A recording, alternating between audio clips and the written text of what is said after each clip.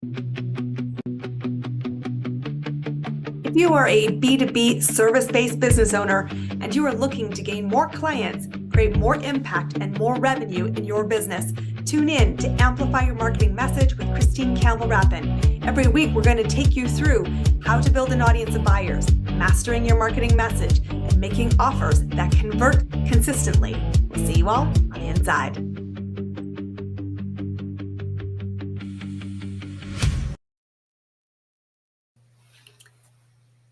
It is really important that we don't make the hard things unnecessarily hard in our business and the easy things hard as well. I'm super excited to welcome our guest today who's going to give us a quick orientation to actually getting stuff done. Not just once, not just every blue moon, not just when Mercury is not in retrograde, but all the time. Today, we're talking about accountability and doing accountability well so that you actually create consistent results. Please give a very warm welcome to our guest today. Robin J. Emdon is here in the house. Welcome, welcome, welcome. Hello, and thank you for having me. It's such a pleasure to be here. I'm excited to have this conversation because you and I were chatting a couple of weeks ago, and something you said really lingered with me, which is, I'm much too smart to get in my own way, and yet I did for a really long time. So let's talk about the productivity paradox. Why is it so hard to actually follow through and get something done? Okay, well, there's two different answers to that question. The first one is, I think I'll start with the second one first, because it really is the critical point. We are biologically hardwired to procrastinate. That said, I do know that there are people who don't procrastinate very much, if at all. And for many people, if they do procrastinate, it's not a significant problem in their lives. Sometimes that's an environmental situation. They just can't procrastinate in the lives that they live, the busy lives that they live. There's no space for it. But I'm talking about someone like me who works from home, and procrastination is an option.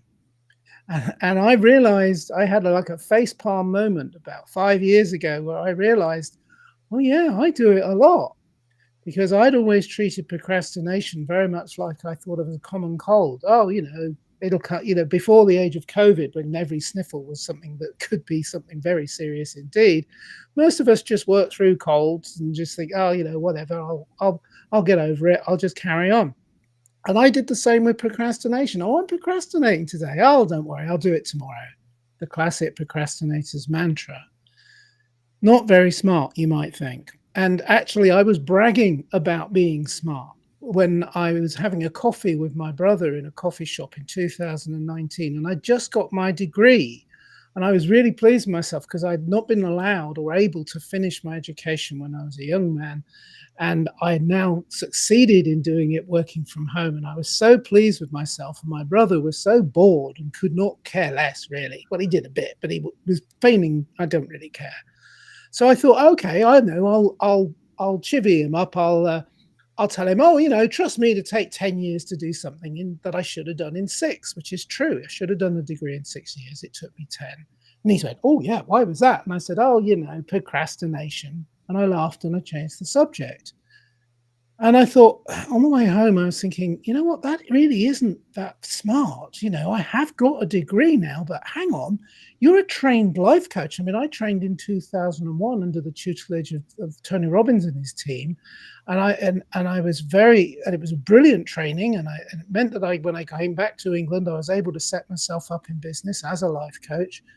And on the way home, I was like, how dare you? How dare you procrastinate, Robin? How very dare you? That's just not something that you should be doing. Your clients never procrastinated. I never let them. And I thought, okay, so, all right, what's the solution to procrastination? Actually, I thought 2 other things on the way home. The first thing I thought was, where else in my life does this show up? And I realized absolutely everywhere. And the second question was, how much does it cost me? And I was like, really, really angry by the time I got home, angry with myself, and also very, very upset. I was almost in tears when I thought about all the things that it had cost me. Again, not very smart. So I called my brother and said, "Oh, just remind me, I had a mental pen and paper there. What was the cure for procrastination again? I know I did 100 days or so with Tony Robbins and all sorts of his things that he did. And I know that I've read loads of books. I've got my Sundoku collection, which are all the books I bought about personal growth that I put on my bookshelf, my shelf development shelf, as I call it. Never really read all of them properly. But I can't quite put my finger on it. What is it? What's the cure?"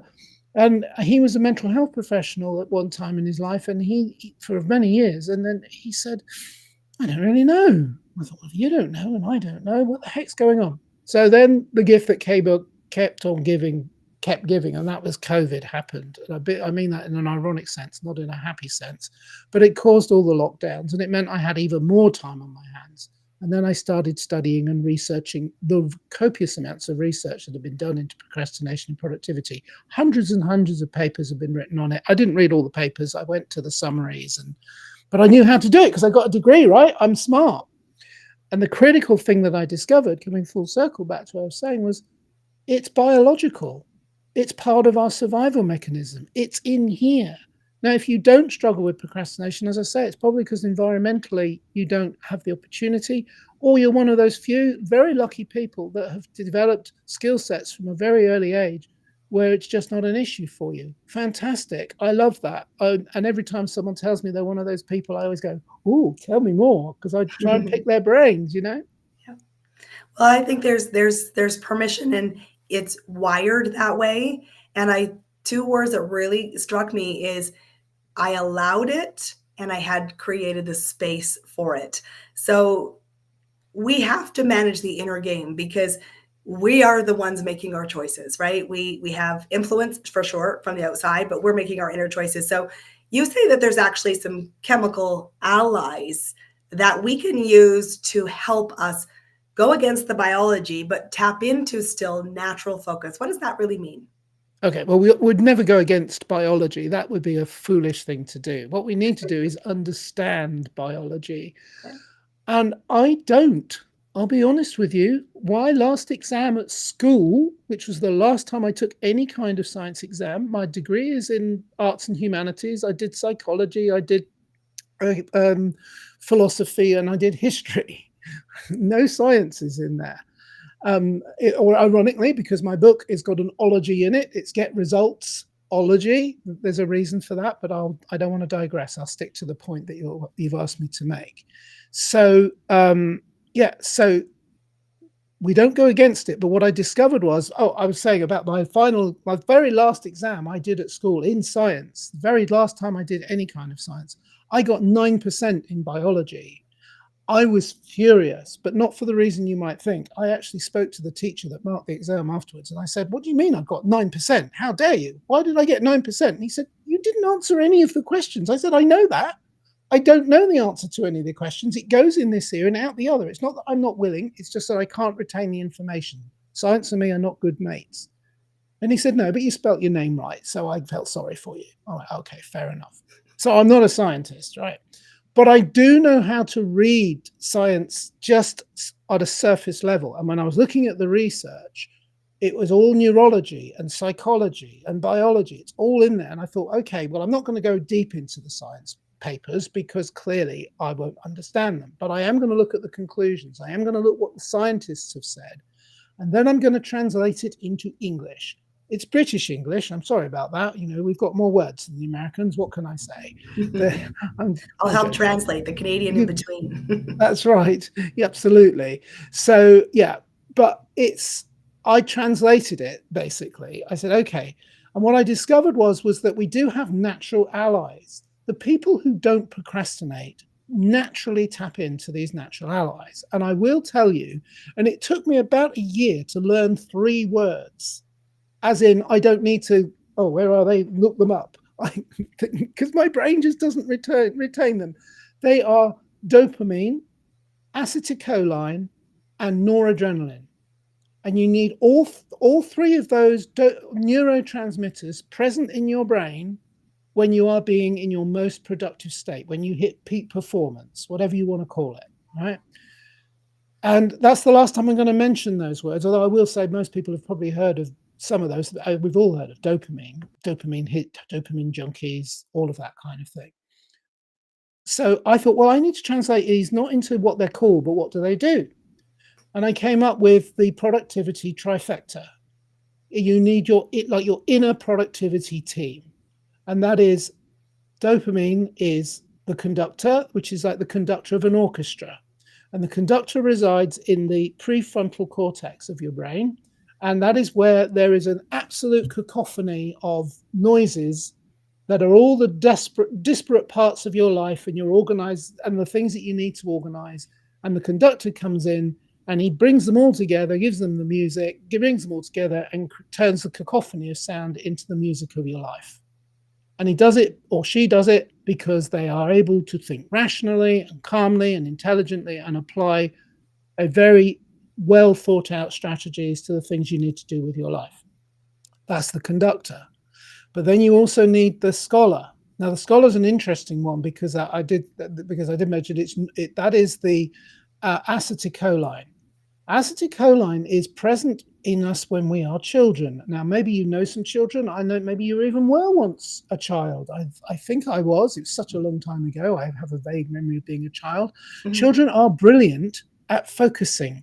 They just are. I understand they can be easily distracted. You know, a little bit of wind in a child is like, they'll scream their house down. I'm really upset now. I've got this gas. But normally, when they're healthy and happy and they're not struggling with wind or some kind of pain or hunger, they are focused, laser-like. How many people can remember have children that just sit and watch the same movie over and over and over again? My eldest son watched Cars over and over and over again. I could tell you every line of Cars because I had to sit and watch it as well. It was always on in the background. Total focus. Children focus on, you buy them a lovely present for Christmas. It comes in a beautiful box, but they forget what's in the box. They just play with the box, but for hours and hours and hours. Focus. Here's the kicker. When you're an adult, the neurotransmitter, acetylcholine, see, I'm struggling to remember it again, right, is not naturally present. We can produce it, but we can't naturally. It's just no longer just in our bloodstream. We have to generate it, and you know when it's happening because it's when you're focused. So, for example, if you sit down to do something and you find yourself focusing on it, and you spend 5 minutes on something, and you look up at the clock on the wall and you realize, no, it's not been 5 minutes, it's been 5 hours. That was you focusing. Time, you lost track of time. That is the scholar. All right. And so you need to create the environment in which the scholar can flourish. So get rid of all the distractions, all the usual tips that you'll read in a million books and courses on productivity tell you get rid of the distractions, deal with them. That's so the scholar can come in. The final one is the fun-size warrior. Now, the fun-size warrior is like a fun-size chocolate bar that you'll have in your lunchbox for your children. So a fun-size warrior, not the big warrior. Now the big warrior resides in your in your.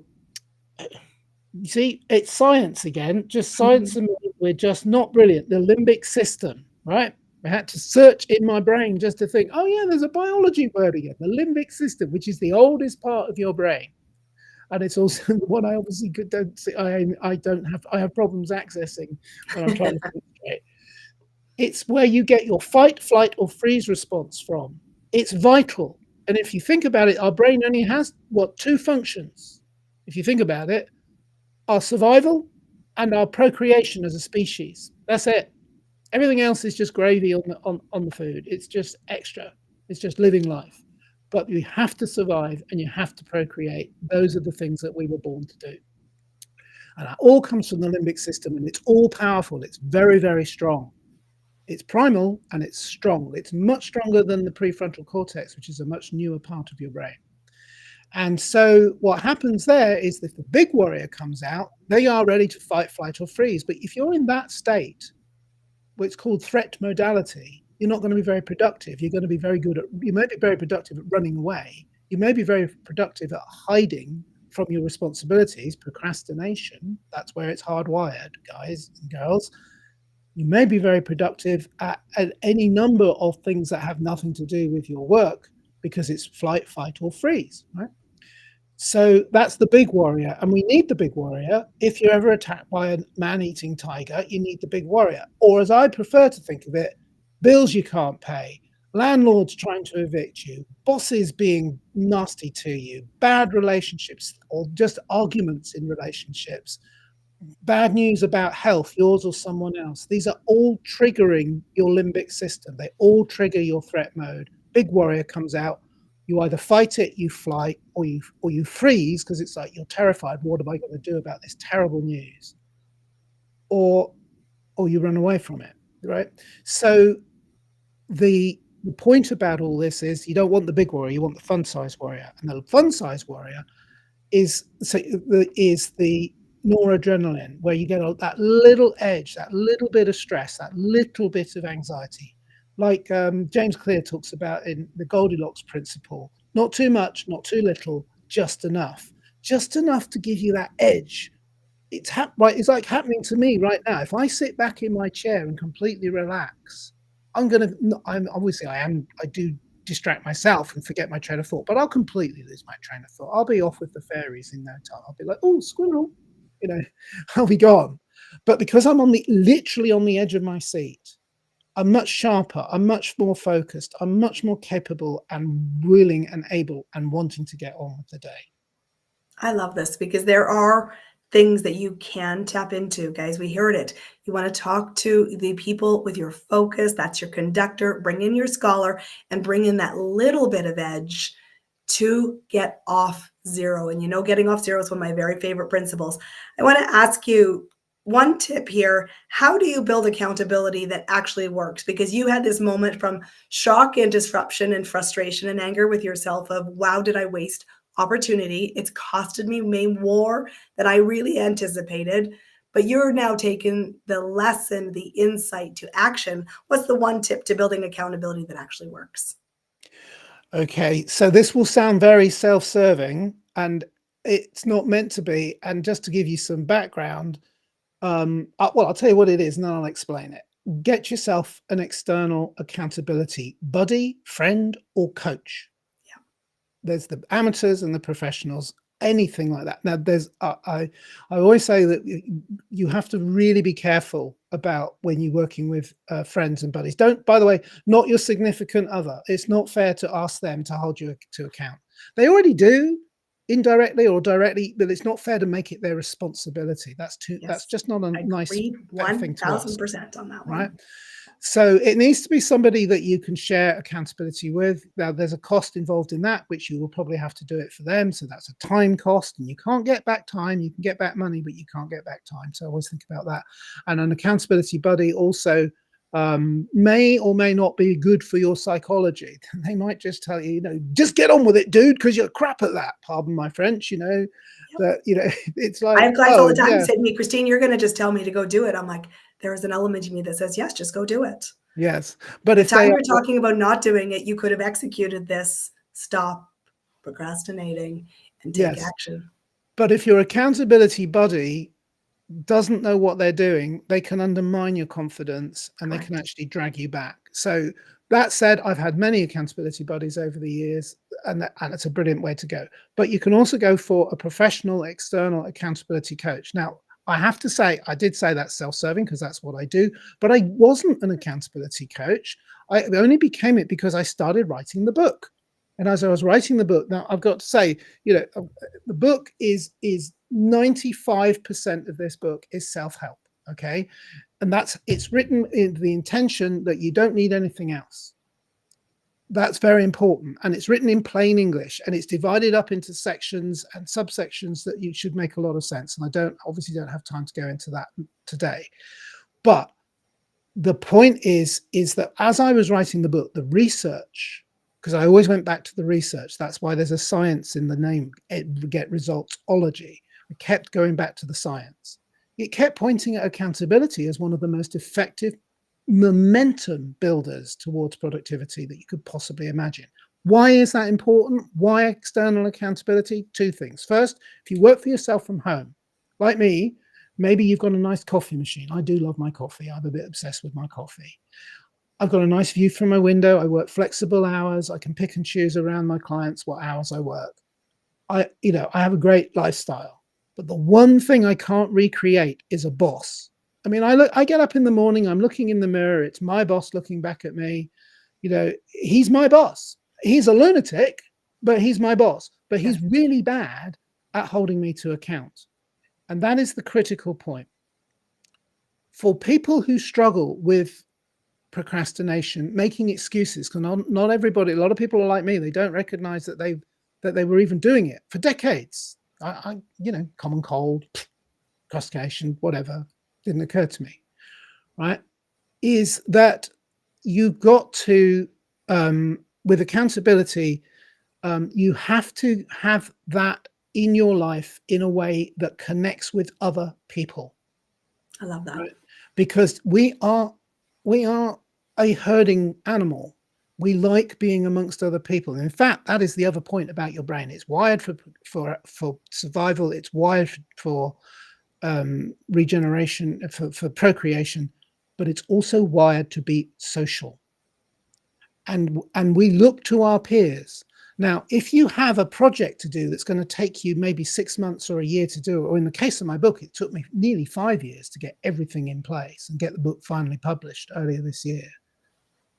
That's a big project, and it's daunting, and it becomes overwhelming. Procrastination is easy to set in, and it's so far off in the future, the targets, the goals, it's very difficult to stay focused throughout. But if you have an external accountability coach or buddy, they can say, okay, never mind what you're going to get done in 6 months or a year. What are you going to get done by the end of today? What are you going to get done by the end of the week? What are you going to get done by the end of 2 weeks, 3 weeks, 4 weeks? Come back to me and let me know. And if they are the right person for you, you don't want to let them down. I love this. That's the point. Guys, it's social. It's social, and it is about getting help. I want to ask you, Rapin, how are you working in your business right now to amplify your marketing message? What's working with you to gain clients, to hire you as a professional accountability coach? Okay, so again, this was a kind of thank you for asking. This was a kind of chicken and egg situation. I didn't know which to do first. I actually wasn't coaching when I started writing the book. The book I wrote for myself. It was like, I really want to understand this because I was so upset about this issue that had been going on under my own radar. I think of myself as a smart, intelligent person, but then I had this massive facepalm moment. Oh my goodness, what have I been doing? Right. And so the point about that was that as I was writing the book and the accountability started to creep in there as a theme that I put, it weaves through the book, but the book, as I say, is self-help. But I realized that I'm starting again. I haven't been coaching, for a long time. I became a full-time single father in the early 2000s and concentrated on that more than my coaching. To be honest, that's where I went, and I did other things online with marketing and so on.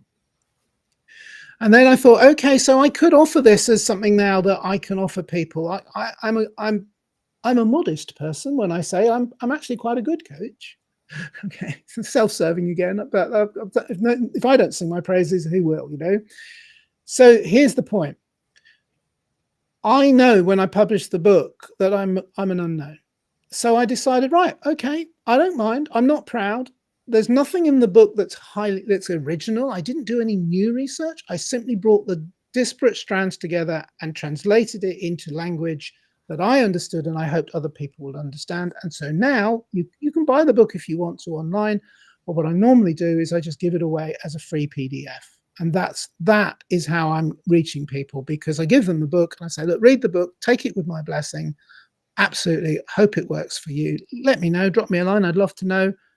And of course, if you're ever in the market for the belt and braces approach, the top hat and tails approach with belt and braces is a better analogy for us Brits, then you will probably want to be thinking about an accountability coach, of which there are many. I hope you will consider me. And of course, I will teach you laser targeted, laser focused, get resultsology accountability coaching.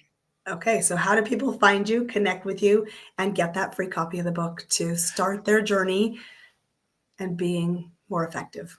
Sure. Two things. People come find me on LinkedIn. Just look up my name, Robin J. Emdon, on LinkedIn. That you'll find me. There are no other Robin J. Emdons in the world. I promise you that. One is more than enough. It's more than enough for me.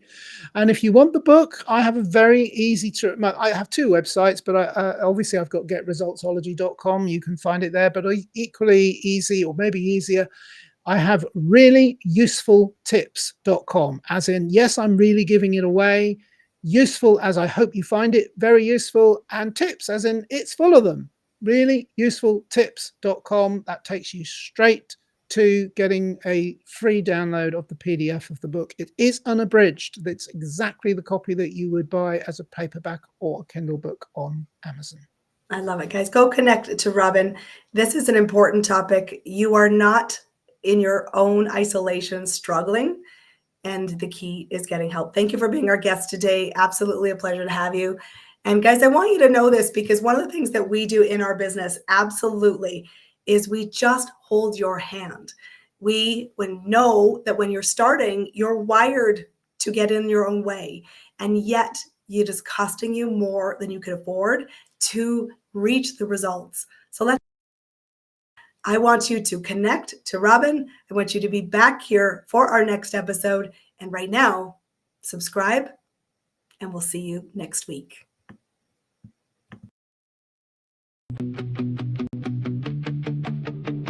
That's a wrap on another amazing episode of Amplify Your Marketing Message with me, your host, Christine Campbell Rapin. Be sure to subscribe on your favorite podcast platform so you don't miss another great episode.